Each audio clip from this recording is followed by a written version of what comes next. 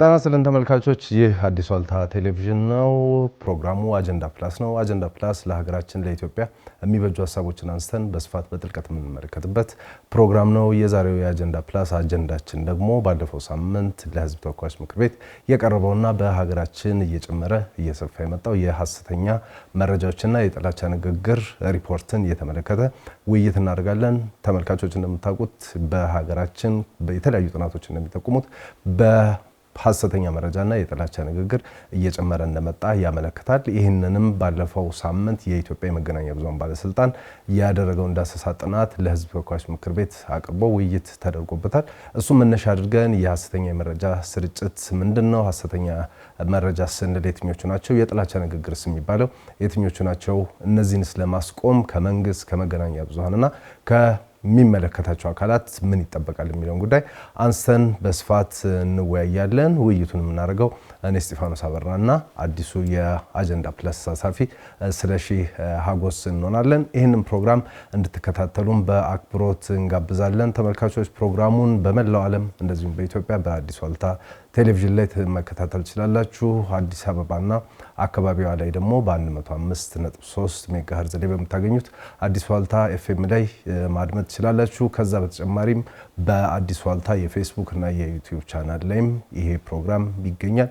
በዛ አጋጣሚም ሀሳቦች፣ አስተያየቶች ካሉ ልትሰጡን ትችላላችሁ። ለማንኛውም አብራችሁ እንድትቆዩ በድጋሚ እንጋብዛለን። አጀንዳ ፕላስ የዛሬውን አጀንዳ ይዞ ከመሸጋገሪያ በኋላ ይመለሳል። እንደ ሁል ጊዜው ይህ አዲስ ዋልታ ቴሌቪዥን ነው።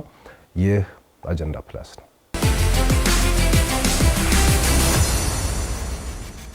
ተመልሰናል ተመልካቾች። አጀንዳ ፕላስን በአዲስ ዋልታ ቴሌቪዥን በአዲስ ዋልታ 105.3 ኤፍኤም ሬዲዮ እና በተለያዩ የማህበራዊ ትስስር ገጾቻችን ላይ እየተመለከታችሁን ትገኛላችሁ። አብራችሁ እንድትቆዩም በአክብሮት እንጋብዛለን። አቶ ስለሺ እንኳን ደህና መጣ። እንኳን ደህና ቆየ። እንግዲህ ዛሬ ወደ አጀንዳ ፕላስ ተሳታፊነት መጥታል። ያው ለሱም እንኳን ደህና መጣህ ለማለት ነው። እንኳን ደህና ቆየ። እንግዲህ ልናነሳ የፈቀድነው የዚህ የጥላቻ ንግግርና የሐሰተኛ መረጃ ስርጭት በሀገራችን ምን ይመስላል እንደዚህ የሚል ጉዳይ ላይ ነው። ጠቅላላ አድርገን ግን ብናነሳ ደስ የሚለኝ አንተ የሚዲያ ውስጥም ረጅም ጊዜ በፕሬስ ውስጥም እንደዚህ ስለቆየ የሚዲያ መከፈት አለ በሀገራችን። እንደምናስታውሰው በ2010 የመጣውን ለውጥ ተከትሎ ብዙ የህግ ማሻሻያዎች ተደርገዋል። ሚዲያዎች ነፃ እንዲደረጉ ተደርገዋል። በዚህ በማህበራዊ ትስስር ገጾች ላይ የነበሩ አፈናዎች፣ መዘጋቶች ሁሉ እንዲነሱ ተደርጎ ሚዲያዎች ሰፊ በሚባል ደረጃ በነፃነት እንዲንቀሳቀሱ እየተደረገ ነው። የሚዲያ በነፃነት ውጭ ሀገር ሁሉ የነበሩ የትግል ሚዲያ ሁሉ የነበሩ ሚዲያዎች ወደ ሀገር ውስጥ እንዲገቡ የተደረገበት አጋጣሚም ነበረ ለውጡን ተከትሎና አንዳንዶች የሚዲያ ነፃነቱ በዛ የሚሉም ሰዎች አሉ። አንዳንዶች ደግሞ በፕሮፌሽናል በሆነ መንገድ እየተጠቀምንበት አይደለም የሚል ነገር አለና እስቲ የበፊቱንም ጊዜ ስለምታውቀው አሁንም በዛ በጋዜጠኝነት ህይወት ውስጥ ስላለ የሚዲያው መታፈን ነው ወይንስ ደግሞ ምንድነው ችግሩ? የቱ ጋር ነው የሚጀምረው? የሀገራችን ሚዲያን በአግባቡ እየተጠቀምንበት ነው ወይ? የሚዲያ ነፃነት መቼም ሊበዛ አይችልም። የሚዲያ ነፃነት ያለ ገደብ ነው መከበር ያለበት። የፕሬስ ነፃነት፣ ሀሳብን በነፃነት የመግለጽ መብት ህገ መንግስታዊ መብት ነው። ዓለም አቀፍ ኮንቬንሽኖችም የኛም ሀገር ህገ መንግስት የሚፈቅደው አንቀጽ 29 የሚፈቅደው መብት ነው። በዩኒቨርሳል ኮንቬንሽን አንቀጽ 19 ይሄ ገደብ የሚደረግበት ነገር አይደል። ሊበዛ አይችልም የሚዲያ ነፃነት። በተፈጥሮም ሰዎች ሀሳብን ሰው የመሆን እና ያለመሆን ጉዳይ ነው። ሀሳብን በነፃነት የመግለጽ መብት ማለት የሰው ልጅ ከሌሎች ፍጥረታት ከሌሎች እንስሳት የሚለይበት ብቸኛው ነገር ነው። ሀሳብን በነፃነት መግለጽ መናገር የሰው ልጅ ብቻ ስጦታ። ስለዚህ ተናገር ወይም አትናገር ስትባል ሰው ሁን ወይም ሰው አትሁን ማለት ነው። ስለዚህ ይሄ የሚዲያ ነፃነት በዛ ሊባል አይችልም መቼም። ነገር ግን የአጠቃቀም ጉዳይ ጥያቄ ሊነሳበት ይችላል። ምንም አይነት ነፃነት፣ ምንም አይነት መብት ኃላፊነት አለው። ኃላፊነቱን በአግባቡ ተወጥቶ ነው መብትን ኤክሰርሳይዝ ማድረግ የምችለው። የማንም ሰው መብት፣ የማንም ቡድን መብት አለገደብ ሊከበር የሚችለው የሌላን ሰው ወይም የሌላን ቡድን መብት እስካልነካ ድረስ ባለመንካት ነው። ምክንያቱም የኔ የሚከበርልኝ ስል አንተም የኔ የሚከበርልኝ ትላል። ስለዚህ በዛ የሚባለው ነፃነቱ ሳይሆን ችግር ያመጣው ነፃነቱ ሳይሆን ምን እንዴት አድርገን ነው የምንጠቀመው ይሄን የሚዲያ ነፃነት እንዴት አድርገን ነው የምንጠቀመው የሚለው ግን ጥያቄ ውስጥ የሚገባ ጉዳይ ነው። አሁን የሚዲያ ነፃነትን እየተፈታተኑ ያሉት ከዚህ በፊት ከፍተኛ የሆነ የመንግስት አፈናዎች ነበሩ የሚዲያ ነፃነትን የሚፈታተኑት የሚዲያ ህልውና ራሱ የሚፈታተኑት የመንግስት አያያዝ ነው ሚዲያን የሚይዝበት መንገድ። ምክንያቱም ሚዲያ በባህሪው የአጋላጭነት ሚና ስላለው ኦፊስራን የሚያደርግ መንግስት ደግሞ እየሰራ ስለሚቆይ ይሰሳታል። ሲሰሳት ያን ስህተት ታጋለጥበታለ። ኢንዲቪጁዋሎች ስህተቶች፣ ሙስናዎች ምናምን ታጋለጥበታለ። ስለዚህ ክልከላዎች ነበሩ። እኛ ሀገር ደግሞ ከክልከላም በላይ ከፍተኛ ፈና ነበረ። እሱ ነበር በጣም ቻሌንጅ የነበረው። አሁን ደግሞ የሚዲያው ቻሌንጅ የሆነው የሐሰተኛ መረጃ ስርጭት፣ ፌክ ኒውስ፣ አጠቃላይ የመረጃ መታወክ በጣም ቻሌንጅ እየሆነ ነው። ራሱ የሚዲያው ባህሪ መለወጥም ወደ ዲጂታል ሚዲያ ሽፍት እያደረገ ነው። ዓለም ወደ ዲጂታል ወለድ ነው እየመጣን ያለ ነው። እሱ ደግሞ የበለጠ ቻሌንጅ ሆኗል። የለም አሁን ለምሳሌ በፊት ፕሬስ የለም የምትልበት መንገድ ምክንያት ሌላ ነበር። ዛሬ ፕሬስ የለም። ለምሳሌ አሁን ጋዜጦች አታገኝም፣ ትንሽ ናቸው በቁጥር። አሁን ተፈቅደዋል። አሁን የተሻለ የሚዲያ ነፃነት አለ። ነገር ግን አሁን ጋዜጦችን እንደ ልብ አታገኝም። ይሄ ቻሌንጅ እየሆነ የመጣው ደግሞ አሁን የዚህ አዲሱ ቴክኖሎጂ የአዲሱ የሚዲያ ቅርጽ በጣም ቻሌንጅ እየሆነ መጥቷል። የሜንስትሪሙም የትልልቆቹ ሚዲያዎች እነሱንም እየፈተነ ነው ያለው። ግባ አሁን የነ ቢቢሲን እነ ሲኤንኤንን ሶሻል ሚዲያ ገብተህ ብታይ ቪዋቸው በጣም አነስተኛ ነው። የአንድ ግለሰብ ቪው ሊበልጣቸው ይችላል። አንድ ግለሰብ ሊፈታተናቸው ይችላል። ስለዚህ የትልልቆቹ ሚዲያዎች ህልውና እየተፈታተነ ያለ ጉዳይ ነው። የሚዲያው ቅርጽ ነው። ስለዚህ ይሄን የሚዲያ ቅርጽ አዲስ የሚዲያ ቅርጽ እየመጣ መሆኑን ስታቅ እና አደጋ እያንዣበበ መሆኑን ስታቅ ደግሞ አያያዝህም እንደዚሁ መስተካከል አለበት እንጂ የሚዲያ ነፃነት በዛ ሊባል የሚችልበት መቼ ጊዜ ግን ምን በዛ ሳይሆን ለምሳሌ ቅድም እንዳልከው የምናውቀው ነው። ልክ ለውጥ በሀገራችን ከመምጣቱ በፊት የነበረውን ቅድም አንተ በተወሰነ መልኩ ስታነሳው ነበረ። አፈናዎቹ ነበሩ እንደዚህ። አሁን ደግሞ ከዛ በኋላ እንዳልከው የቴክኖሎጂ ቻሌንጆች እንደዚህ እንዳሉ ሆነው የመጡ ለውጦች አሉ ልል ፈልጌ ነው። በተለይ ከህግ አንፃር ከነፃነት አንፃር የመጡ ነገሮች አሉና በዛ ሳይሆን እንግዲህ ሜቢ ወይ የቃሉ እንትን ሊሆን ይችላል የህግ ማሻሻያዎቹ ለጋዜጠኛው ብዙ መብቶችን የመስጠት የመናገር ነፃነት በደንብ የተከበረ እንዲሆን ብዙ ርቀት ለመሄድ ተሞክሯል ልልህ ምንም ጥርጥር የለውም። ብዙ ርቀት ለመሄድ ተሞክሯል። በውጤቱም በጣም ብዙ አማራጮች ኖረውናል። አሁን ያለውን በህግ ገብተው አዲስ አበባ ውስጥ እየተንቀሳቀሱ ሪፖርተር መድበው ኮረስፖንዳንቶችን መድበው የሚንቀሳቀሱ ዓለም አቀፍም የሀገር ውስጥ በርካታ ሚዲያዎች አሉ። ብዙ ቴሌቪዥኖች አሉን፣ ብዙ ራዲዮዎች አሉን። ሶሻል ሚዲያው እንደምታየው ነው። ባን የተደረጉ የነበሩ ብሎጎች፣ ዌብሳይቶች ተከፍተዋል። ብዙ ነገር ተደርጓል። ይሄ ምንም ጥርጥር የለውም። አልበዛም ነው እንጂ ምልህ ምንም ጥርጥር የለውም። ለውጥ አለ፣ መጠናከር አለበት። ይሄ እኔ ብዙ ቻሌንጅ እንኳን ቢኖር ብዙ ሳይድ ኢፌክቶች ማለት ባክፋየሮች እንኳን ቢኖሩ ይሄንን ማጠናከር ነው ያለብን። ይልቁንም እነዛን የምትከላከልበት መንገድ እንዴት ነው ብለን እሱ መፈተሽ እንችላለን እንጂ ይሄ መጠናከር ያለበት በጣም ኢትዮጵያ ብዙ ሪፎርም አድርጋለች ከለውጥ ወደዚህ። ዋናውና ትልቁ ሪፎርም የሚዲያ ሪፎርም ነው። ይሄንን በደንብ ገነዘባለው። ትክክል ነው። መጠናከር ነው። ከባለሙያዎች አንግል አንዳንድ ጊዜ እንግዲህ በመንግስት በኩል በህጉ በኩል እንደዚህ የተሻሻሉ ብዙ ነገሮች መኖራቸው አሁን እንደተጠቀስከው ሪፎርም መደረጉ እንዳለ ሆኖ በባለሙያዎችስ በኩል በዛ ደረጃ የተሰጠውን መብት ወይንም ህጉ የሰጠውን መብት እየተጠቀምንበት ነው ወይ? አሁን እንግዲህ ህግ ቫዮሌት ይደረጋል፣ አቢዩዝ ይደረጋል። ምንም ጥርጥር የለውም። በሚዲያ ላይ ብቻ ሳይሆን በሁሉም ላይ ማለት ነው። አሁን እንግዲህ እንዳልኩ ወደ ተነሳንበት ወደ ዛሬው አጀንዳ ነው የሚወስደን። አሁን የሚዲያውን አጠቃቀም አሁን የሚዲያውን ቻሌንጅ ስትፈትሽ በተለይ ሞር ጦሱ የሚመጣው ወደ ሶሻል ሚዲያ አጠቃቀማችን ላይ እና ሶሻል ሚዲያ አጠቃቀማችን በጣም የጎነ ሲመጣ የሆነ የሆነ ጥግ ላይ እያለ ሲመጣ ሜንስትሪም ሚዲያውም ወደዛ የመሳብ ወደ እሱ የመሳብ እንትን አለው። አሁን ትልቅ ሜንስትሪም ሚዲያዎቻችን ራሳቸው የሚለኩት ወይም የሚወዳደሩት ሶሻል ሚዲያ ላይ ባላቸው ኤንጌጅመንት፣ ይሄ በጣም እኔ እንደ ፌለሪቲ ነው የምወስደው። የአንድ ትልቅ ሚዲያ ተደማጭነት ተወዳጅነት የሚለካው ፌስቡክ ላይ ባለው ኤንጌጅመንት ወይም ዩቲዩብ ላይ ባለው ኤንጌጅመንት ሲሆን ተመልካች ብዛት ምናምን ሲሆን በጣም ያስደነግጣል። አዎ ምን እየሆነ ይመጣል? ሚዲያው ራሱን ወደ የራሱን ባህሪ ኦሪየንት እያደረገ ይመጣል። ሶሻል ሚዲያ ኮንተንቶቹ ቅርጾች ወደ ሶሻል ሚዲያ ኦሪየንት እያደረገ ይመጣል። ብዙ ተመልካች ለማግኘት ማስታወቂያ የምታገኘው፣ ስፖንሰርሺፕ የምታገኘው፣ ሌላም ሰው የሚገመግምህ ደረጃ የሚሰጥህ አንደኛ ነው ሁለተኛ ነው የምትባለው ሶሻል ሚዲያ ላይ ባለ ኤንጌጅመንት ከሆነ ምን እፈራለሁ እኔ ሜንስትሪም ሚዲያዎች ብስል ያለ ጥንቅቅ ያለ ኮንተንት ወደ ህዝብ ከማድረስ ይልቅ ለብ ይሆንና ለሶሻል ሚዲያ የሚመች ራሳቸው እንዳይለውጡ እፈራለሁ። እና ይሄ ወደ አነሳ ነው ርዕስ የሚመራ ነው። የሶሻል ሚዲያ መግነን የሚያመጣው ጦስ ነው ይመስለኝ። እንግዲህ እንዳልከው የማህበራዊ ሚዲያ መስፋፋት በኋላ አዲስ ዓለም ላይ እየታዩ ከመጡ ነገሮች መካከል አንደኛው የዚህ የሐሰተኛ መረጃ ስርጭትና የጥላቻ ንግግር ነው።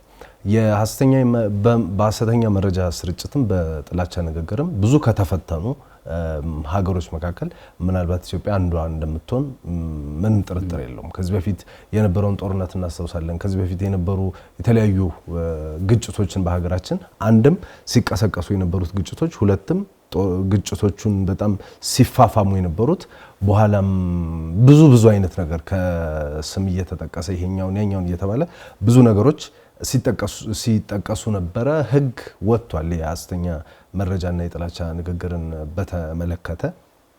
አሁንም ባለፈው ሳምንት የኢትዮጵያ መገናኛ ብዙሃን ባለስልጣን እንግዲህ ሞኒተር ያደርጋል። እንዳልከው ቅድም መገናኛ ብዙሃን ዘርፍ ላይ ብዙ ለውጦች ካሳዩ ተቋማት መካከል አንዱ የመገናኛ ብዙሃን ባለስልጣን ይመስለኛል። ሰፋፊ ሞኒተር የሚያደርግባቸው ሞኒተር ካደረገ በኋላ ምን ያደርጋል ምንድነው ውጤቱ የሚለው እንግዲህ እነሱ ነው ቀርበው ሊያስረዱ የሚችሉት። ነገር ግን አሁን ለህዝብ ተወካዮች ምክር ቤት ሲያቀርቡ የጥላቻ ንግግርና ሐሰተኛ መረጃ ስርጭት እየጨመረ መምጣቱን ጠቁመዋል። ጥናቱ ከዚህ በፊትም ቀርቦ ስለነበረ በግል ምልከታ በግል መረዳትህ የሐሰተኛ መረጃ ስርጭት በኢትዮጵያ ወይንም የጥላቻ ንግግር በኢትዮጵያ ምን ደረጃ ላይ ነው የሚገኘው? ከጊዜ ወደ ጊዜ በጣም እየጨመረ ነው። ግን እኔ አሁን ካለው ይልቅ የሚመጣው ያስፈራኛል። በሐሰተኛ መረጃ ስርጭት እና በጥላቻ ንግግር ሰፈር ያደረጉ በርካታ ሀገራት አሉ። ኢትዮጵያም ብዙ ጉዳቶች ደርሶባታል።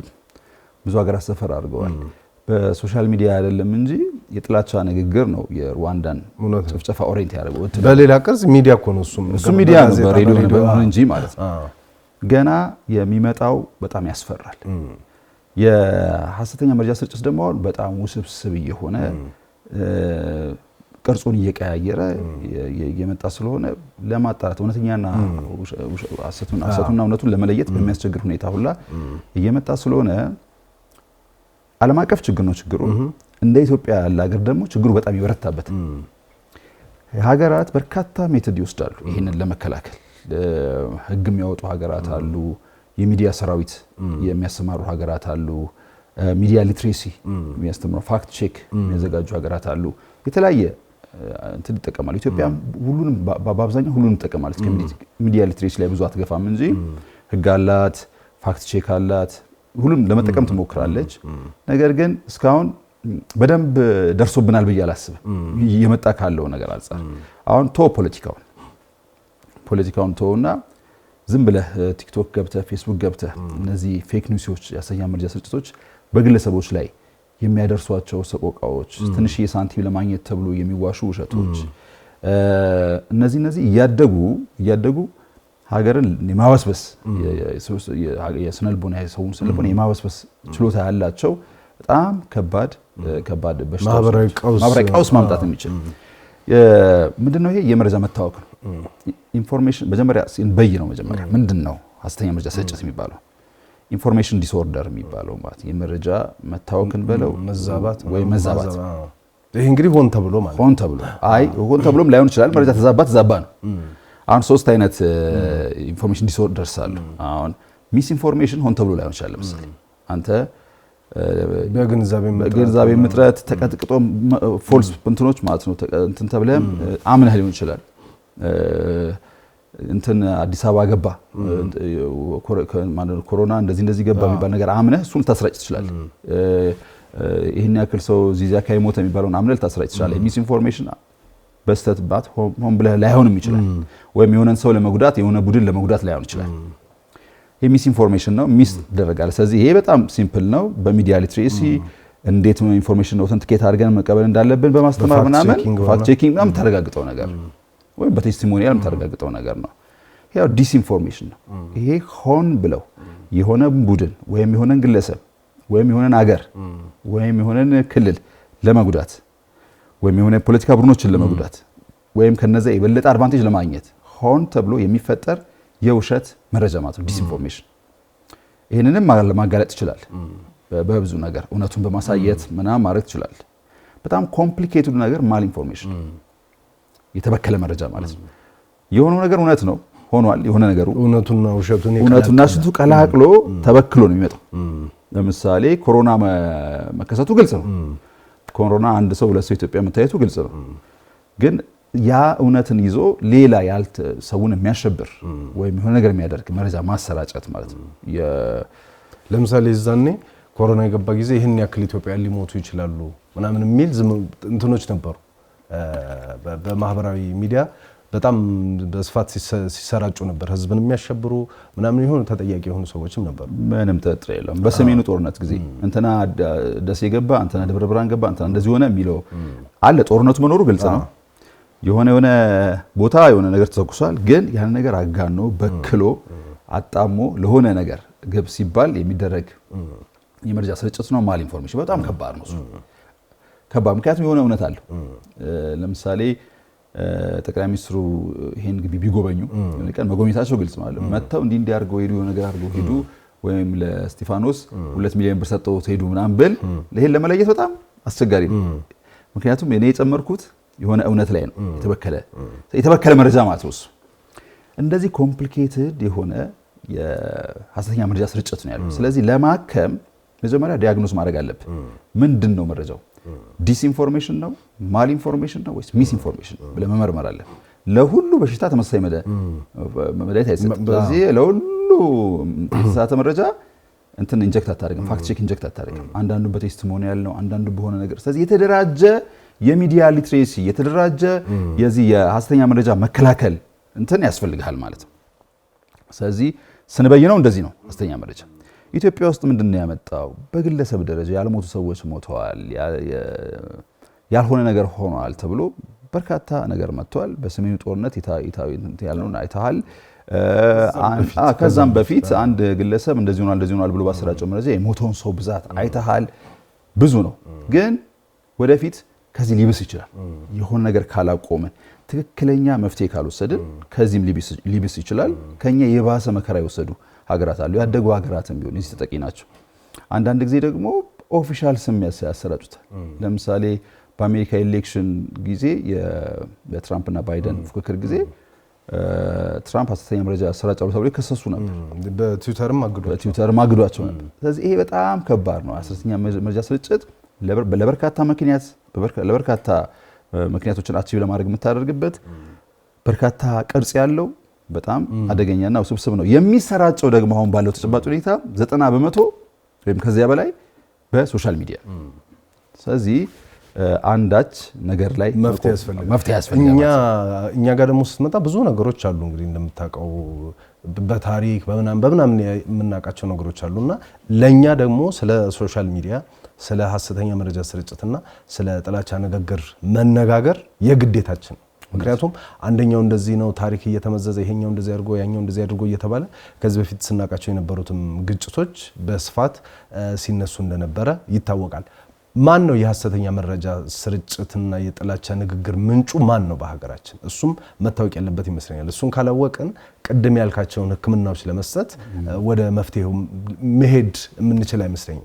እንግዲህ ከሀገር ውስጥም ያሉ ሰዎች አሉ፣ የቡድኖችም ይኖራሉ። ከኢትዮጵያ ጋር ታሪካዊ ቁርሾ ውስጥ የገቡ ሌላ ፍላጎት ያላቸው ከህዳሴው ግድብ ከምናምን ጋር እንደምንለው ማለት ነው። የፖለቲካ ኢንተረስት ያላቸው ሰዎችም አሉ በሀገር ውስጥም በውጭም ሆነውና ማን ነው በሀገራችን የሐሰተኛ መረጃ ስርጭትና የጥላቻ ንግግር ምንጩ ማን ነው የት ነው ቢባል ምንድነው መልስ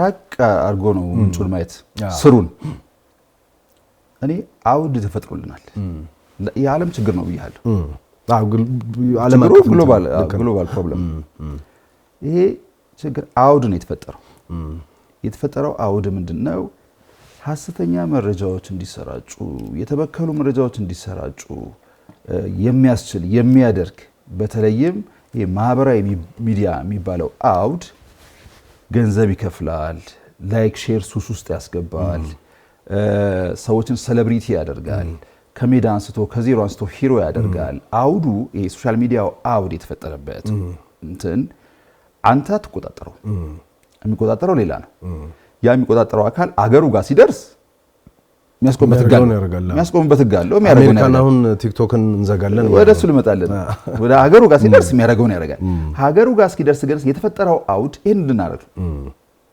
የተፈጠረው አውድ ጉዳያችን የዕለት ተዕለት ጉዳያችን ልክ እንደ ኤፒሶዲካል ድራማ የምንከታተለው የዕለት ተዕለት ጉዳያችን እንዲሆን አድርገህ በላይክ እንድንፎካከር በሼር እንድንፎካከር አድርገህ ብዙ ላይክ ላለው ብዙ ሼር ላለው ገንዘብ እየከፈልክ አውዱ የተፈጠረው መጀመሪያ ሶሻል የሚባለው አውድ ነው ይሄን ሶሻል ሚዲያ ይሄን አውድ ከተፈጠረ በኋላ ለበጎ የተጠቀሙበት በርካታ ሰዎች አሉ እኛም ሀገር በጣም በርካታ በጎ ነገሮች እየተሰሩ ነው ያጡ ሰዎች እየተረዱ ነው የተጠፋፉ ቤተሰቦች እየተገናኙ ነው ብዙ ነገር ጓደኛሞች ለማገናኘት የሶሻል ሚዲያን በጎ ነገር ዲናይ ያረኩ ሳይሆን አውዱ ግን የተፈጠረበት አውድ ነው ዋናው ምንጭ ዋናው ምንጭ እኛ ኮስ ምንም እና ማይናማር ላይ እኮ ችግር ሲደርስ እኛ ጋር እኮ ፌስቡከር እኮ 1 ሚሊዮንም አይሞላም ነበር እያለ እኮ ነው የመጣው ስለዚህ ሌላ ቦታ የሚደርሰው የሐሰተኛ መረጃ ስርጭት እኛ ጋር ላይመጣብን አይችልም የተፈጠረው አውዱ ነው ስለዚህ በጣም ቀላል ነው ይሄንን ለመከላከል የሀገራቱን በዚህ ጉዳይ ላይ ያላቸውን አመለካከት ትልልቅ ሀገራት ያላቸውን አመለካከት መውሰድ ለምሳሌ ለምንድነው ቲክቶክ ላይ አሜሪካ እንደምትረባረው የሆነ ቁጥጥር ስለሌለ 100% ቁጥጥር የላትም የቻይና ካምፓኒ ነው ከ15 ዓመት በላይ ይመስለኛል አካውንት መክፈት ይችላሉ ባዮሜትሪክስ ዳታ ለመሰብሰብ ይፈቅዳል ስለዚህ የአይን አሻራ የእጅ አሻራ እየተሰበሰበ ወደ ሌላ ሀገር ይሄዳል ቁጥጥር የለኝም ነው አይደል ቁጥጥር የለኝም ነው ፌስቡክ ላይም እንደዚሁ ስትሮንግ ነበር የሆነ ጊዜ የሆነ ወደ እነሱ አርተው ራሱ ብዙ ኮንግረስ እኛ ፌስቡክ እዚህ ሀገር 1 ሚሊዮን ሰው ቢያስጨርስብን ጠርተን የምንጠይቅበት እንትን የለን እኛ ሀገር ቲክቶክ የሆነ ነገር ቢያደርግ ጠርተን የምንጠይቅበት ምንም አይነት እንትን የለን በቃ በእነሱ እጅ ላይ የፈለገው ቢደረግኛ እንትን የለንም ስለዚህ ልክ አንድ ሀገር ሚሊተሪ ያስፈልገኛል እንደሚለው አሁን እኛ የባህር በር ያስፈልገናል ብለን አቋም እንደያዝ ነው አንድ ሀገር የራሱ ሶሻል ሚዲያ ያስፈልገው አሁን ይሄን እየወሰዱ ያሉት ሌሎች ሀገራት ለመፎካከር ቫይበርን ይሞክሩ ነበረ ቴሌግራምን ይሞክራሉ አሁን ቴሌግራም ማን ነው ቫይበር ማን ነው ቲክቶክ ማን ነው ምናምን ስትል ሀገራት ቻይና እያደረገች ያለችው ይሄን ነው ራሷን ሶሻል ሚዲያ ክሬት ለማድረግ በዛው እንዲወያዩ ለማድረግ ይሄን ነው እያደረጉ ያሉት እያንዳንዱ ሀገር ወደፊት የሚመጣው ምንም የማይቀረው ነገር ነው የምነግርህ የሶቨርኒቲ ጉዳይ ነው ሶሻል ሚዲያ ጉዳይ ሶሻል ሚዲያ ያስፈልጋል ሰዎች ሀሳባቸውን የሚገልጹበት ፕላትፎርም ነው ያስፈልጋል ምንም ጥርጥር የለውም ግን ያ ሶሻል ሚዲያ ፌስቡክ ብቻ መሆን የለበትም የሆነ ሶሻል ሚዲያ ብቅ ሲል እንዴት እንደሚያፍኑም ታውቃለህ እንዴት እንደሚያፍኑ እንዴት ሞኖፖላይዝ ይገዙታል ገዝተው ዜሮ እንዴት እንደሚያደርጉት ታውቃለህ ስለዚህ ይሄ ምንጩ ያ ነው ለምን የሆነ ቦታ የሆነ ስርቻ ውስጥ ተደብቆ ሐሰተኛ መረጃ የሚያሰራጨው ልጅ ወደ መያዝ አይደለም የሆነ ፖለቲካ ፍላጎት ኖሮት አውድ ተፈጥሮለታል ይሄ አውድ ነው መዘጋት ያለበት ይሄ አውድ እኛ ወደምንቆጣጠረው እኛ ወደምንመክርበት በራሳችን ቁጥጥር ስር ወደ አለ ሶሻል ሚዲያ መመለስ አለብን እና የኢትዮጵያ መንግስት እየሰራው ነው ብሎ ነበር አሁን እንደደረሰ አላቅም መሰራት ያለበት ነገር ነው ወደፊት ሀገራት በሙሉ ወደዚህ ይሄዳሉ ልክ ሚተር እንዳለ ሁላ ልክ የራስህ ያየር እንትን እንዳለ ሁላ ልክ የራስህ እንዳለ ሁላ ልክ የራስህ ሶሻል ሚዲያ ያስፈልጋል ይሄ ምንም ጥርጥር የራሳቸው ናሽናል ሚዲያ የሌላቸው ሀገራት ይሉ ልክ የራሱ ናሽናል ሚዲያ እንዳለው ሁሉ ሁሉም ሀገራት የራሳቸውን ሶሻል ሚዲያ መፍጠራቸው አይቀርም ወይም ጤናማ የሶሻል ሚዲያ እንትን ውስጥ መቀላቀላቸው አይቀርም። አለበለዚያ ቁጥጥር ያስፈልጋል። ቁጥጥር ስለሚያስፈልግ ግድ ነው። እሱ እስኪሆን ግን አሁን ባለው ማዕቀፍ ውስጥ ነው ልናወራ የምንችለው። ስለ ፌስቡክ ስለ እንዳልከው ትዊተርም በለኝ ቲክቶክ ምናምን የምንላቸው በተለይ ወጣቶች ብዙ የሚያዘወትሯቸውና እነሱን የነሱን አእምሮ ለማዛባት የሚሞከሩ መረጃዎች ለምሳሌ ዘር ይሄ ዘር ያ ዘር እየተባለ ሲነገር ትሰማለህ። ሃይማኖት የሃይማኖት ግጭት ሊያስነሳ ይሄኛው ሃይማኖት እየተባለም ሲጠቀስ ትሰማለህ። ፖለቲከኞች ይሄ እንግዲህ ምናየው ነው በየቀኑና ማን ነው ምንጩ? ቅድም አንስቼልህ ነበር። ይሄንን ማወቅ ያለብን ይመስለኛል። እነማን ናቸው ምንጮቹ? ፍላጎታቸውስ ምንድነው? አንዳንዶች የገንዘብ ፍላጎት ብቻ ፒውር ገንዘብ መስራት የሚፈልጉ ሰዎች አሉ። አሁን ሶሻል ሚዲያውም ላይ የሚታወቁ እከሌኮ ገንዘብ ነው የሚፈልገው እከሌኮ እንደዚህ ነው የሚባሉ ሰዎች አሉ። ሌሎች ደግሞ ግልጽ ያለ የፖለቲካ አጀንዳ ይዘው ወጥተው የሚያቀጣጥሉ አሉ። ግጭት የሚቀሰቅሱ ይሄኛው እንደዚህ ሆነ ተቋማትን፣ መከላከያን፣ ትልልቅ ባለስልጣናትን ጭምር ሲዘልፉ የሚውሉ ባልተገባ መንገድ ሲገልጹ የሚውሉ ሰዎች አሉ። ከነሱ ጀርባ ደግሞ ይሄኛውን ከሌ ስፖንሰር ያደርገዋል ግብጽ ይባላል ከሌ እየተባለ ይጠቀሳልና ማን ናቸው የኢትዮጵያን የማህበራዊ ሚዲያ አውድ እየተጠቀሙበትና ባልተገባ መንገድ እንዲሄድ እያደረጉት ማን ናቸው? ፍላጎታቸውስ ምንድነው የሚለውም ነገር መነጋገር መወያየት፣ መንግስትን በዚህ ላይ ማጥናትም ካለበት ቅድም የሚዲያ ሊትሬሲ ስትል ነበርና እሱንም ማወቅ ያለብን ይመስለኛል። እና እነማን ናቸው ምንድነው የሚፈልጉት? ምንም ጥርጥር በሌለው ሁኔታ ኢትዮጵያ ስቴብል እንዳትሆን ኢትዮጵያ ውስጥ የሆነ ቀውስ እንዲኖር ኢትዮጵያ ውስጥ የጀመሩ መልካም ነገሮች በሆነ ምክንያት እንዲቆም ሊያደርግ የሚችል ኃይል ቢኖር ከኢትዮጵያ አንስቴቢሊቲ ወይም ከኢትዮጵያ አለመረጋጋት የሚጠቀም ከነዚህ ፕሮጀክቶች መቋረጥ የሚጠቀም ከኢትዮጵያ በተቃራኒ የቆመ የሆነ ኃይል ጥርጥር የለውም። የኃይል ማነው ልንነጋገር እንችላለን። ወደ ግብጽ ልንሄድ እንችላለን፣ ወደ ሌላ ቦታ ልንሄድ እንችላለን፣ ወደ ሀገር ውስጥ ወዳሉ ኃይሎች ልንሄድ እንችላለን፣ ብዙ ቦታ ልንሄድ እንችላለን። ቁም ነገሩ ግን የሆነ ሀገርህ ላይ የሆነ አደጋ ይዞ የመጣ መረጃ ሲሰራጭ ሁሉም ሰው ማወቅ ያለበት ምንድነው ከኔ ሀገር በተቃራኒ ፍላጎት ያለው ሰው ያሰራጨው እንደሆነ ነው። ማንም ይሁን ያ እንትና በለው አበበ በለው ከበደ በለው ማንም ይሁን ኢትዮጵያ እንደምታውቀው ብዙ ወዳጅ ሀገራት አሉት። አብዛኞቹ የዓለም ሀገራት የኢትዮጵያ ወዳጆች ናቸው። ግን በአንጻሩ ደግሞ ከኢትዮጵያ ጋር የጥቅም ግጭት ያለባቸው የሚቃረኑ አንዳንዶቹ ታሪካዊ ጠላቶችም አሉ።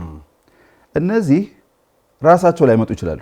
አንተ አኩርፈህ ዛሬ ስትሄድ ካገኙ ይይዙና የሆነ ነገር ኢንጀክት ሊያደርጉ ይችላሉ። ቁም ነገሩ ምንድነው እኛ ጋር ተቀባዮቹ ጋር መቆጣጠር የምንችለው ማቆም የምንችለው አይቆምም። ይሄ የኢትዮጵያን ከኢትዮጵያ ለመረጋጋት የሚጠቀሙ ከኢትዮጵያ ጉዳት የሚጠቀሙ ሰዎች እንቅስቃሴ አይቆምም። ጦር ያዘምታሉ እኮ ሶሻል ሚዲያ በሌለበት ጊዜ እኮ መሳሪያ ገዝተው ታንክ ገዝተው ክላሽ ገዝተው ጦር ሲያዘምቱ ይኖሩ ናቸው። ፕሮክሲ ዋሮች ነበሩ እኮ ሀገር ውስጥ አንስቴቢሊቲ እንዲፈጠር ማአት ይሰሩ ነበረ። አሁን ደግሞ ይሄ በጣም ሲምፕል ነው። እዚህ ኤምባሲያቸው ውስጥ ቁጭ ብለው ማንን እየጠሩ እንደሚያነጋግሩ ምን እንደሚያደርጉ የተረጋገጠ ጉዳይ ነው። ነገር ግን እኔ ካልተቀበልኩት ዋጋ የለው። ሶሻል ሚዲያ አጠቃቀም ላይ ከሰራን ሌሎች ሀገራት የሚሰሩትን ከኮረጀን አሉ በጣም አሪፍ የሚሰሩ ሀገራት፣ በተለይ ሚዲያ ሊትሬሲ ላይ የሚሰሩ ሀገራት መጀመሪያ ያሳምናሉ። ሁሉም የሶሻል ሚዲያ ልጥፎች እውነት አይደሉ። እውነትም አለ ሐሰትም አለ። እውነትና ሐሰት የምትለዩት ደግሞ በዚህ ነው። ልክ ዓለም ማንበብና መጻፍ ለምዶ ነው አይደለም ወደ እንትን የመጣው። እንደዛ ሁላ አሁን ሀሁ መማር ያለብን የሶሻል ሚዲያ አጠቃቀም ነው። ይሄ ኒውስ ኦተንቲኬሽን፣ የመረጃ ምዘና፣ የዜና ምዘና ምናምን አጠቃቀም ሁሉም ሰው ማወቅ አለበት። ይሄን ምንድነው አንዳንድ ሀገራት ክበባት ይፈጥራሉ በየትምህርቶቻቸው። አንዳንድ ነገር በካሪኩለም ሁላ አሁን ስዊድን ምናምን ካናዳ ምናምን በካሪኩለም ሁላ ያስገባሉ። ክበባት አሏቸው። ሚዲያ ሊትሬሲ እንዴት ዲጂታል ሚዲያ መጠቀም እንዳለባቸው ልጆች ከስንት ዓመት ልጆች የሚከፍቷቸው ዌብሳይቶች የትኞቹ ናቸው፣ የአዋቂዎች የትኛው ነው፣ በጣም ይሰራሉ። ስለዚህ ሄደ እዛ ማጭበርበር አትችልም። ምንጩ ብዙ ስለሆነ ምንጩን አታደርቀውም። የሚያደርቁት ተቀባዩ ጋር ነው። ስለዚህ ተቀባዩ ያውቃል። እና የሚሸጡም አሁን ኢንተርኔቱን ያንን ዊፐን የሚሸጡ አካላት ለምሳሌ ኢንተርኔት ይሸጣል። ኢትዮ ቴሌኮም፣ ሳፋሪኮም ኢንተርኔት ይሸጣሉ። ዊፐን ነው የምትሸጠው። ክላሹ አሁን የጠላት ክላሽ በእያንዳንዳችን ሴልፎን ውስጥ ነው ያለው፣ በእያንዳንዳችን ኪስ ውስጥ ነው ያለው። ስለዚህ ስትከፍተው ይተኩስብሃል። ላይክ ስታረግ ሼር ስታረግ ወደ ራስ እየተኮስክ ነው። እሱን የሚያስቆም የሚዲያ ሊትሬሲ ስራ መስራት አለባቸው እነዚህ የኢንተርኔትን የሚሸጡት ከበጀታቸው እንትን አድርገው። ይህንም እንዴት ነው መስራት የሚቻለው? ይህ በሀገር አቀፍ ደረጃ በጣም የተቀረጸ የሚዲያ ሊትሬሲ እንትን ያስፈልገናል፣ ስትራቴጂ ያስፈልገናል። እንዴት እናስተምር የሚለውን አያውቁም፣ አብዛኞቹ አያውቁም። ትልቆች የተማሩ ሰዎች ምናምን ሲታለሉ ታያለህ። እውነት ይመስላቸዋል። እውነት ይመስላል።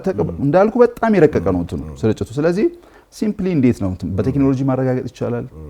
በተለያየ ምክንያት ማረጋገጥ የሚቻልባቸው አሉ። አሁን ዛሬ ስለ ሚዲያ ሊትሬሲ ልናስተምር ስላልሆነ የተገናኘ ነው እንጂ ብዙ ነገሮች እንግዶች ማብተን አሉ የሚሰሩም ኢትዮጵያ ውስጥ አይበረታቱም፣ አይደገፉም እንጂ ኢትዮጵያ ውስጥም ለመስራት የሚሞክሩ ልጆች እንዳሉ አውቃለሁ። በኤንጂኦም አድርገው በማድረግ የሚሞክሩ ልጆች አሉ። ግን ወደዛ መሄድ አለብን። ተቀባዩ ጋር ነው መስራት የምንችለው እንጂ አመንጩማ ፍላጎቱን ለማሳካት በዚህ ብትለው በዛ ብትለው በዛ ሊመጣ ይችላል። ምንጩ ዋናው ምንጭ የኢትዮጵያ መደፍረስ የሚጠቅመው አካል ነው። ግን በጣም የሚያሳስበኝ ከዚህ ከሀገራዊ ጉዳይ በሀገር ጉዳይ ላይ ከሚነዙ የሐሰተኛ መረጃዎች እኩል ወይም ምናልባትም መጀመሪያ መሰራት አለበትም ብለህ ፖለቲካ ያልሆኑ ተራ ጉዳዮች ላይ የሚሰጡ አንድ ግለሰብ ላይ የህይወት መጥፋት፣ የህይወት መዘበራረቅ ከትልቅ ሚሊዮነርነት ወደ ዜሮነት የሚለውጡ መረጃዎች የሚያሰራጩ ሰው የሰውን ስብዕና በማዋረድ ሰዎችን ዜሮ በማድረግ የሚሰሙ ሰዎቻችንን ተው ቢሉ የሆነ ሰዓት የሚሰሙ የሀገር ሽማግሌዎቻችንን ማዋረድ፣ ትልቅ አርቲስቶቻችንን የሆነ ነገር ማድረግ ላይ ዝም ካልከው ነገር ወደዛ እያደገ ሄደም። ስለዚህ እዛ አካባቢ ነው እኔ በሐሰተኛ መረጃ ስርጭት ስጠቃ መንግስት ሊቆምልኝ ይገባል ሳልከስ። ምክንያቱም ሚዲያ ሬጉሌሽን የሚያደርግ ተቋም አለ። ግለሰቦችን ስም የሚያጠፉ አሁን ወርዶ የሚሰሩ ሶሻል ሚዲያ ላይ የሚሰሩ እንትኖችን እያየ ነው አይደል? 13 ዓመት ልጅ መንግስት በዚህ አጋጣሚ እንትን ምንድነው ጥሩ ነገር ነው የማስበው። አሁን ያልተገባ የማህበራዊ ሚዲያ ላይ እንቅስቃሴ የሚያደርጉ ሰዎችን ፖሊስ እየያዘ ነው። አሁን ከዚህ በፊት ቅድም እንዳልከው 13 ዓመት ልጅ ጋር ምናምን እንደዚህ ተፈጥሮ በነበረው ነገር ሰዎች ተያዙ ምናምን የሚል ነገር አይቻለሁ። ሌላም እንደዚሁ የማጭበርበር ስራ ሲሰሩ የነበሩ ሶሻል ሚዲያ ላይ እየተያዙ ነውና ህጉም ከህግስ አንፃር እንዳልከው ማስተማሩ ግንዛቤ መፍጠሩ እንዲህ አይነት ነገሮች እንዳሉ ሁሉ ደግሞ በሌላው መስክ በሌላም ሀገር ተጠያቂነት አለ። ዛሬ ለምሳሌ በአጋጣሚ የኢራን ፕሬዝዳንት በአንድ አደጋ ህይወታቸው አልፏልና ከሱ ጋር የተገናኘ ማንኛውንም የሐሰተኛ የመረጃ ስርጭት የሚያደርጉ ለምሳሌ የአደጋው ነገር ምን እንደተፈጠረ ምናምን ከመገለጹ በፊት ምንም አይነት መረጃዎችን ማውጣት አይቻልም የሚል የኢራን እንግዲህ መንግስት መግለጫ አውጥቶ አይቻለሁ። ቅድም አሜሪካ ያልከው ነገር ነው። ሌሎች ሀገራትም እንዲህ አይነት ነገሮችን ያደርጋሉና ተጠያቂነት መኖር የለበትም ወይ? አለበት፣ በትክክል አለበት። የሐሰተኛ መረጃ ስርጭት ሀገርን የሚጎዳ ከሆነ አይደለም የሀሳብ መግለጽ ነፃነት፣ አይደለም የሶሻል ሚዲያ አጠቃቀም፣ አይደለም ምንም ሊዘጋ ይችላል። ምክንያቱም መጀመሪያ የምትቆመው ሀገር ላይ ነው።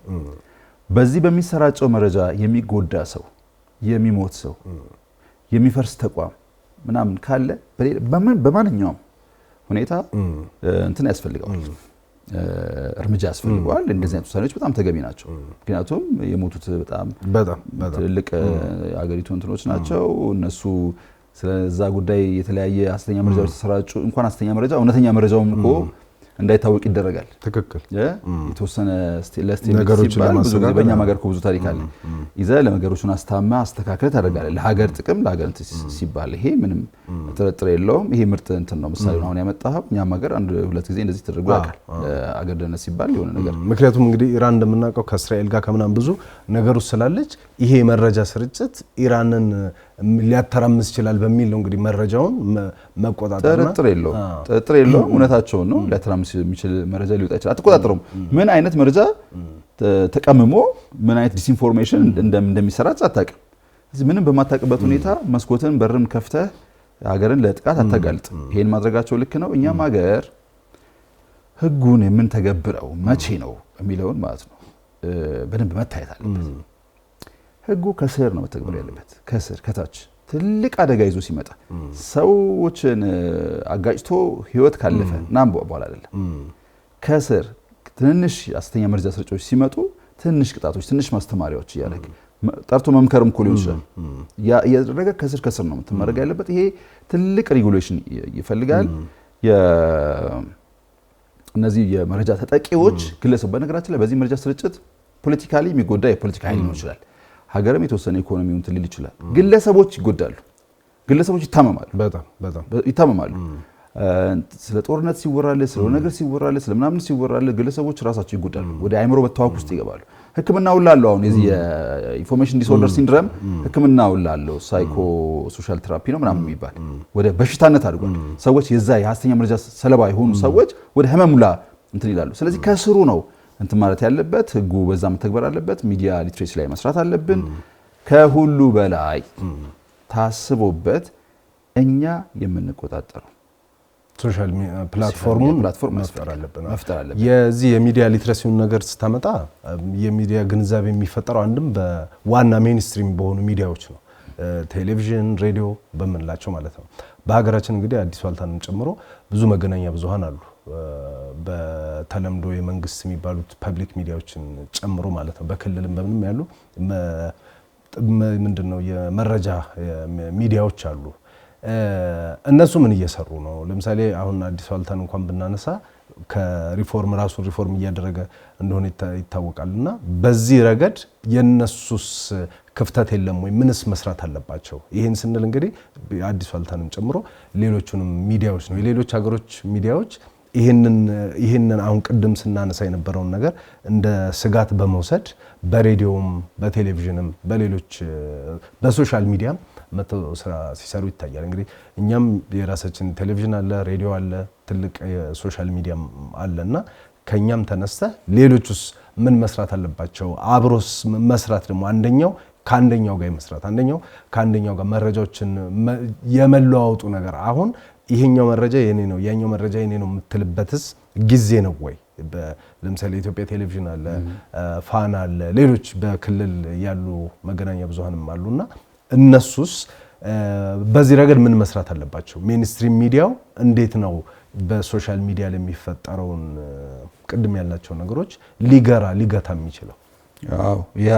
ያው እኛም አለንበት እንዳልኩ የኔ አዲስ ዋልታ ባልደረባ ነኝ። ስለ አዲስ ዋልታ ስነግርህ እንሰራለን። ሚዲያ ሊትሬሲ ላይም አዳዲስ ከቀረጽናቸው የፕሮግራም ፎርማቶች አንዱ ሚዲያ ሊትሬሲ ላይ የተሰራ ነው። ያው የጊዜ ቅደም ተከተል ነው የሚሆነው እንጂ ፋክት ቼኮች አሉ። የራሳችን ኒውስ ኦተንቲኬት የምናደርግበት መንገድ አለ። እንዳልከው ብዙ ጊዜ አንሳሳትም። በተለይ አዲስ ዋልታ ራሱ ሪፎርም ካረገ በኋላ ያለውን እንትን አይተ ከዚህ በፊት የነበረውን ታሪክ ስታይ ብዙ ጊዜ ለስተት አንጋለጥም። ለምንድነው ኒውስ ኦተንቲኬት እናደርጋለን። ግን አሁን አንተ የጠየቀኝ እንዴት ነው ሌላውስ መትረፍ የሚቻለው፣ እንዴት ነው ሚዲያ ሊትሬሲውን ማስተማረስ የሚቻለው ምናምን የሚለው ላይ ነው። መጀመሪያ እንደ ሚዲያ ሁሉም ሜንስትሪም ሚዲያዎች እንትናቸውን መውሰድ አለባቸው። የነበራቸውን የበላይነት መውሰድ አለባቸው። ሊመሩ ይገባል። ኒውስ ብሬክ መደረግ ያለበት በናሽናል ቴሌቪዥን ነው። እንደኛ ባለ ሜንስትሪም ሚዲያዎች ነው ኒውስ ብሬክ መደረግ ያለባቸው። አሁን ኒውስ ብሬክ የሚደረጉት ሶሻል ሚዲያ ላይ ሆኗል። ይሄን መውሰድ አለባቸው።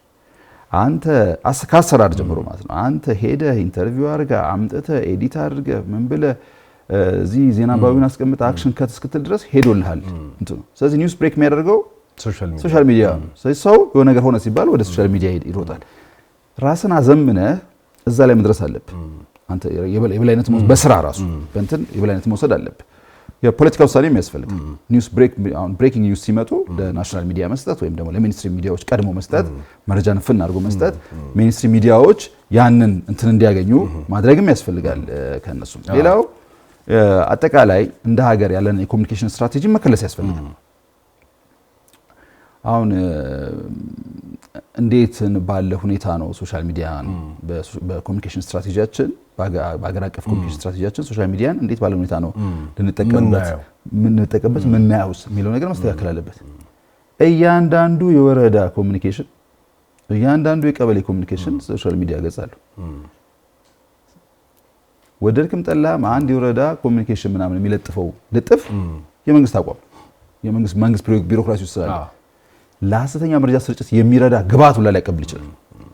ሲጀመርስ በዛ ነው ወይ ኮሚኒኬት ፐብሊኩን ኮሚኒኬት ለማድረግ ፕራይመሪ እንትናችን ምርጫችን ሶሻል ሚዲያ ነው ወይ መሆን ያለበት የሚለው መመርመር መቻል አለበት። እዚህ ሶሻል ሚዲያን እንዴት ነው የምናየው? መጀመሪያ እንደ ሀገር እንዴት ነው የምናየው? እንዴት ነው እስከዛ መውጣት የምንችለው የሚለውን ነገር ማየት አለብን። ሁሉ ሰው ሶሻል ሚዲያ እንዲያይ ከሚያደርጉ ነገሮች አንዱ ማናቸውም መንግስታዊ መረጃዎችን ከሶሻል ሚዲያ ስለምናገኘው ማናቸውም መንግስታዊ መረጃዎች ትልልቅ መረጃዎችን የምናገኘው ከሜንስትሪም ሚዲያዎች ቢሆን በተለይ ከናሽናል ቴሌቪዥኑ ቢሆን ወይም እንደኛ ካሉ እንደ አዲስ ዋልታ ካሉ ሜንስትሪም ሚዲያዎች ብቻ ቢሆን ሰዎች ትረስት የሚያደርጉትም የሚከፍቱትም ምን የሚሉትም እሱን ይሆናል። አሁን ሰው ሁሉ ተጠቃሎ የሶሻል ሚዲያ ምርኮኛ እንዲሆን የምናደርግበት አንደኛ እኮ አለን፣ ሀብት አለን፣ እንደ እንትን መረጃ አለን። እንደ ሀገር እኛ ኢትዮጵያውያንን ኢትዮጵያ እንዲያስተዳድር የሰጠነው መንግስት መረጃ አለው። መረጃ ሀብት ነው። ይህን መረጃ የሚለቅበትን መንገድ ራሱ በማስተካከል ሶሻል ሚዲያውን ሁኔታ ሮል መቀነስ ይቻላል። የሶሻል ሚዲያውን ሮል መቀነስ ይቻላል እና ይሄ ሁሉ ግን ሚዲያዎቹ መስራት አለባቸው ነው። ሚዲያዎቹ መስራት አለባቸው፣ መታገዝ አለባቸው እያልኩ ነው እንጂ ሚዲያ መስራት ዋናውማ ሚዲያ እኮ ነው። ስለ ሁሉም ነገር የሚያስተምረው ሚዲያ ነው። እንዳልኩ ሚዲያ ሊትሬሲ ላይ መስራት አለባቸው። ፋክት ቼኮች አሏቸው አብዛኞቹ። ኢቢሲ እንዳለው አውቃለሁ፣ ሌሎችም እንዳላቸው አውቃለሁ። እኛም አለን። ሚዲያ ሊትሬሲ ላይ መስራት አለብን። እንደገና ራስን መጠበቅ ያስፈልጋል። ዋናው ነገር የነበረን የበላይነት መውሰድ ያስፈልጋል። ራስ መጠበቅ ያስፈልጋል እምልህ ራሳችንን የምናየው ሰዎች እንደሚያዩን የሶሻል ሚዲያ ኤንጌጅመንት መጠናችን ከሆነ የራሳችንን የምንፎካከረው ራሳችንን ወደ ሶሻል ሚዲያ ኮንተንት እንትን ውስጥ ኦሪንቴሽን ውስጥ የምንገባ ከሆነ ራሳችንን ጥቅልል አድርገን ሚዲያችንን አጣጥፈን ሶሻል ሚዲያ ውስጥ የምንከት ከሆነ ሌላ ለአደጋው ማለት ተባባሪ መሆን። ስለዚህ የኮሚኒኬሽን እንትናችን ራሳችን እንደ ሜንስትሪም እንደሆን ነው መቀጠል ያለብን እንጂ ያንኑ ሜንስትሪም ኮንተንት ይዘ ነው ሶሻል ሚዲያው ለመሄድ ያለብን። ከሄድክም ያንኑ የሜንስትሪም ኮንተንት ይዘ ነው መሄድ ያለብህ እንጂ ለሶሻል ሚዲያ እንዲሁም ክሩስ ተብሎ መገባት የለበትም። የሌላኛው እንግዲህ ብዙ ሰዎች የሚያነሱት የመንግስት የኮሚኒኬሽን ስትራቴጂም አንዳንድ ጊዜ ለማህበራዊ ሚዲያ ላይ ለሚታዩ የሐሰተኛ መረጃ ስርጭቶች ኮንትሪቢዩት አድርጓል ብሎ የሚያነሱ ባለሙያዎች አሉ። መረጃዎች አይሰጡም፣ ቶሎ ቶሎ አይወጡም፣ እንደዚህ ተብሎ ይገለጻሉ። አለ የመንግስት ኮሚኒኬሽን አገልግሎት አለ፣ የሚሰጣቸው መረጃዎች አሉ። ነገር ግን እነዛ መረጃዎች አጥጋቢ አይደለም በሚል የሚወቅሱ አሉ። እሱም አንደኛው የሐሰተኛ መረጃ ስርጭት ምንጭ ተደርጎም ይወሰዳል። አንዳንዴ የመረጃ ቀድሞ ልክ እንደ ማንኛውም ጦርነት የመረጃ ጦርነትም ማጥቃትና መከላከል አለውና አንተ ቀድመህ መረጃውን ከሰጠ ብዙ አሁን ባለፉት ቀናት ሲደረጉ የጠቅላይ ሚኒስትሩን ዝም ብለን ጉዞዎችን ብናይ ብዙ ነገሮችን ዝም ብሎ ያፈረሱ ናቸው። ለምሳሌ ወለጋ መሄዳቸው የሚሰጠው የኮሚኒኬሽን ትርጉም ትልቅ ነው። ባህር ዳር ሲሄዱ ሌሎች ቦታዎች ላይ ሲሄዱ የሚያመጧቸው የትርጉሞች አሉ ከኮሚኒኬሽን አንፃርና መንግስትስ በዚህ ረገድ ክፍተቶች የሉም ወይ? ኮሚኒኬት የምናደርግበት መንገድ እንደ ጊዜው ፍጥነት እንደ ሌሎች ካውንተር መረጃ የሚሰጡት ውጭ ሀገር ሆነው ረጅም ሰዓት ሶሻል ሚዲያ ላይ 3 ሰዓት 4 ሰዓት ቁጭ ብለው የተለያዩ ዝም ብሎ ያልተጣሩ ያልተረጋገጡ መረጃዎችን የሚያወጡ ሰዎች አሉ። በነሱም ልክ እንደነሱ መንግስት እየወጣ በየደቂቃው መልስ ይስጥ ሳይሆን የሆነ ብቻ እንትን መሆን የለበትም ወይ? አሁን የሚታየውንና እያጋጨን ያለውን የተሳሳተ ትርክት ማህበረሰባችን ውስጥ እየረጨ ያለውንና የግጭትም የሚቀሰቅሰው የግጭት አዝማሚያ እንዲከሰት የሚያደርገውን ነገር ለመቅረፍ ከመንግስት አካባቢ በተለይ ከኮሚኒኬሽን አንፃር መደረግ ያለበት ነገር የለም አለ። በጣም ምልህ ለመግለጽ የፈለኩትን በግልጽ ልግለጸውና ሐሰተኛ መረጃን ለመከላከል የምንሄድበት መንገድ የተለያየ ይሆናል እንደየባህሪያችን። ለምሳሌ እኔ ላይ የሚሰራጨውን ሐሰተኛ መረጃ የምከላከልበት እንደ ግለሰብ መንገድ ለመንግስት አያዋጣው። እኔ የምከተለው መንገድ ሌላ ነው። ለኔ የሚያስፈልገኝ መንገድ ትክክለኛው መንገድ ሌላ ነው። መንግስት የሚሰራጩበትን ሐሰተኛ መረጃዎችን ለመከላከል በሀገር ላይ የሚነዙትን ሐሰተኛ መረጃዎችን ለመከላከል የሚሄድበት መንገድ እንደ ተቋሚዎች እንደሚሄዱበት መንገድ ወይም ግለሰቦች እንደሚሄዱበት መንገድ ወይም ደግሞ ይሄ ዘልማዳዊ መንገድ አያዋጣው። ምክንያቱም መንግስት በመሆኑ ብቻ የማንም ሀገር መንግስት ተአማኒነቱ የሚያወራው ወሬ የሚናገረው ነገር ታማኒነት ዝቅተኛ ነው። ከ50% በታች ነው። ኦፊስ ራን የምታደርግ ከሆነ ታማኒነት ከ50% በታች ነው። ለሆነ ጥቅምህ ለስልጣንህ ለምናምን ስትል የተናገርከው ተብሎ ይወሰዳል። ይሄ የኢትዮጵያ አይደለም ነገር በጣም ዴሞክራት የተባሉ ሀገራት ራሱ 50 እና ከዛ በታች ናቸው። እንደየሀገራቱ ይለያያል ታማኝነታቸው። ኦፊስ ስራህን ስለምታደርግ ብቻ ትታመንም መንግስት ስለሆንክ ብቻ ያንን መረጃ ተቃዋሚ ሆነ ብታወራው ትታመናለህ። ግን መንግስት ስትሆን ያንን መረጃ አትታመንም። ይሄ መንግስትነት የሚያመጣው ጣጣ ማለት ነው። ኦፊስ ስራህን ስታደርግ የምትከተለው ኮሚኒኬሽን ስትራቴጂ በዚህ ፋክት ላይ የተቃኘ ነው የሚሆነው ማለት ነው። ተበልጠሃል፣ ለምሳሌ ትበለጥ 1-0 የምትመራው ማለት ነው። አንድ ሰው እውነትም ያወራ ውሸትም ያወራ 100% እየታመነ አንተ እውነት እያወራ 50 እና ከዛ በታች የምትታመን ከሆነ 1-0 እየተመራህ ነው ማለት ነው። ስለዚህ ስትራቴጂ በመከላከል ሳይሆን በማጥቃት ላይ ያተኮረ መሆን አለበት። 2-0 እየተመራ ነው፣ መከላከል አያወጣ። እንዴት ነው የምታጠቃው? የመረጃ አንተ ላይ ሐሰተኛ መረጃ በሚያሰራጩት ሰዎች መስመር ከሆነ ተበልተሃል ማለት ነው። አሁን ነቀምት እኔ ሰለባ ነኝ የሐሰተኛ መረጃ ስርጭት።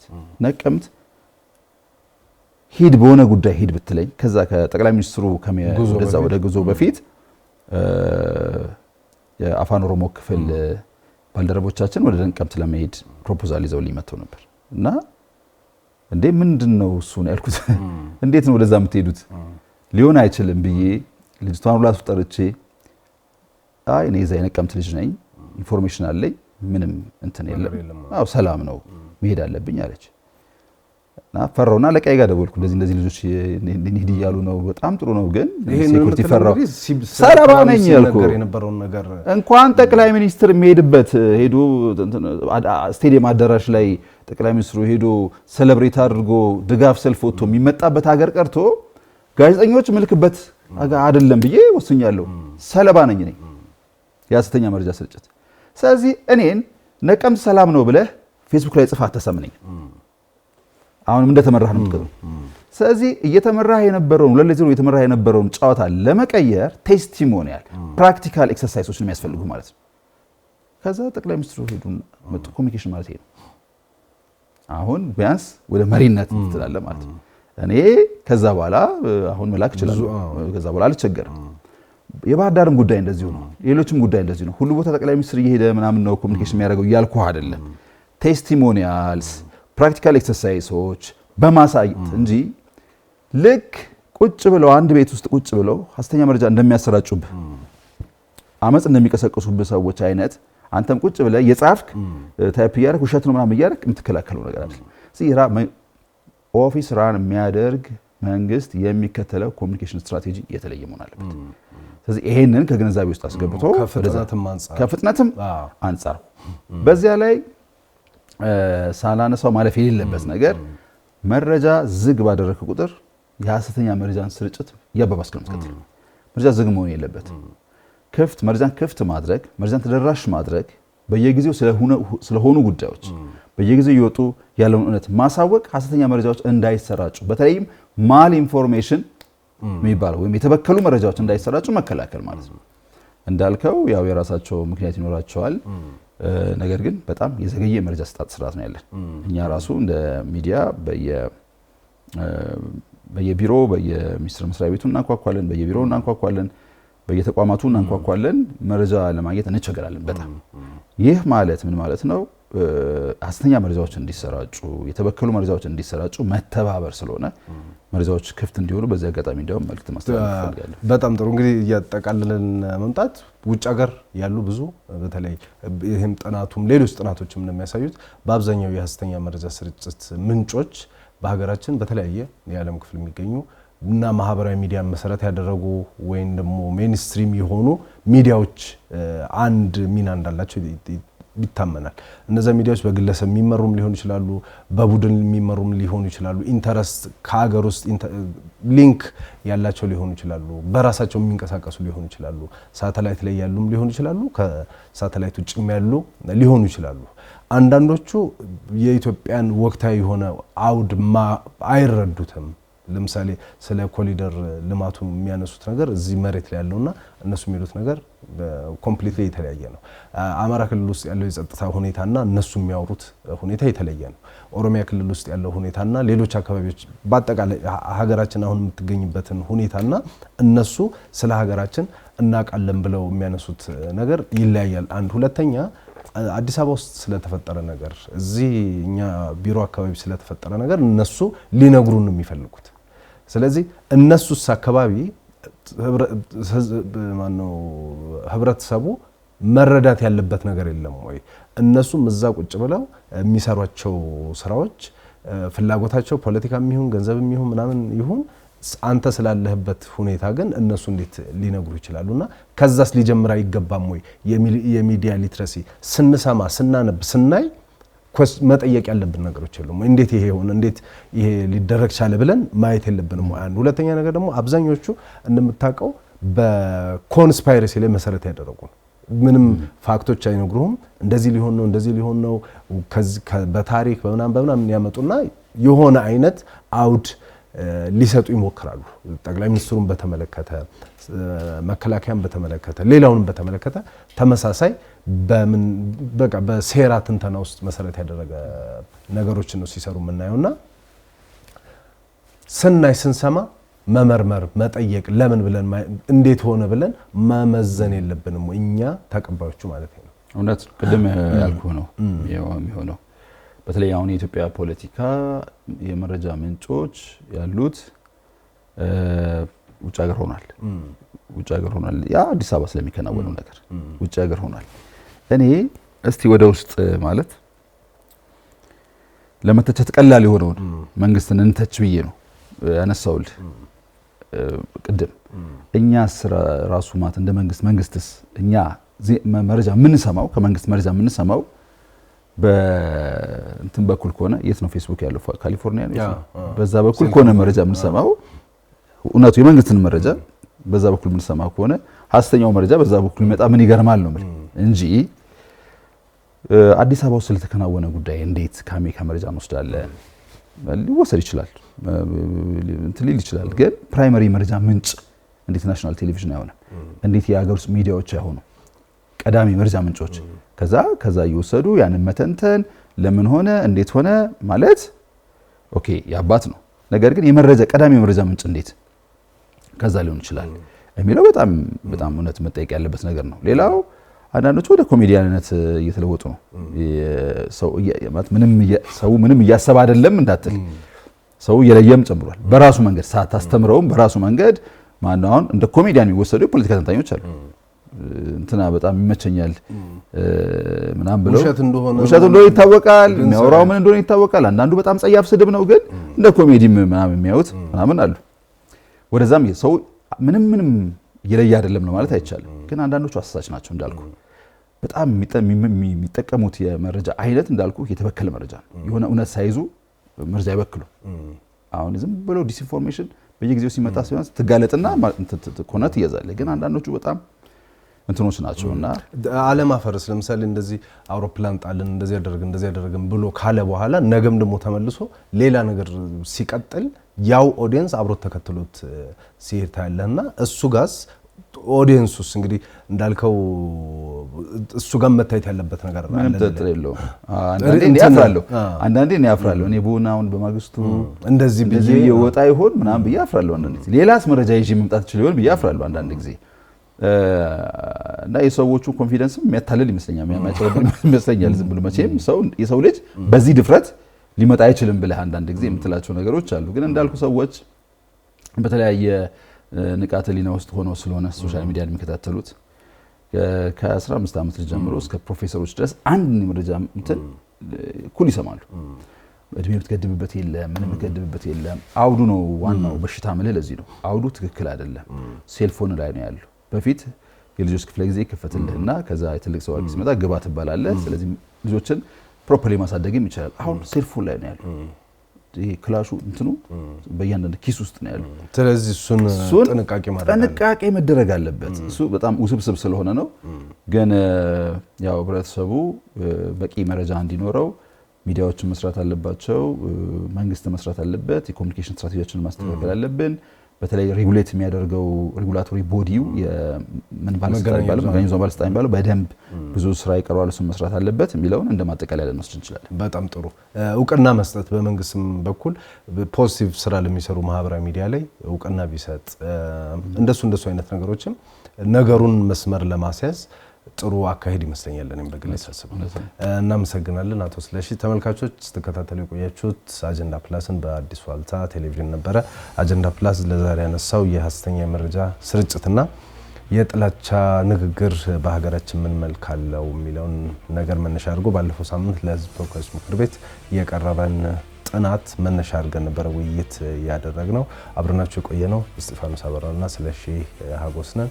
አብራችሁን ስለቆያችሁ እናንተንም በጣም እናመሰግናለን። ባነሳናቸው ነገሮች ላይ ሀሳቦች መጨመር የምትፈልጉት ካለ በተለይ በማህበራዊ ሚዲያ ላይ የምትከታተሉን ሀሳብ መስጫ ሳጥን ላይ ብታደርጉልን እናየዋለን፣ እናነባዋለን፣ የፕሮግራማችን አካል እናደርገዋለን። ለማንኛውም አብራችሁን ስለቆያችሁ እናመሰግናለን። አጀንዳ ፕላስ በሚቀጥለው ጊዜ ሌላ አጀንዳ ይዞ ተመልሶ ይመጣል። እስከዛው ተመልካቾች በያላችሁበት መልካም ጊዜ ይሁንላችሁ።